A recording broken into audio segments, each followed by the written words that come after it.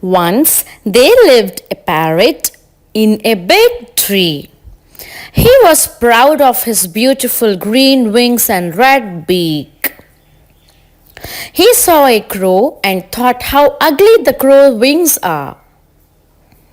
Then the crow replied, "Though I am ugly, my wings will help me to fly high for longer distances. And no one will try to catch me. Do you know that?" The parrot moved closer to the crow and showed his beautiful feathers to the crow. Just then, a man arrived with a cage to catch the parrot. The man caught the parrot and kept it in the cage. Moral of the story: don't be proud of yourself. See you again with one more story. Thank you.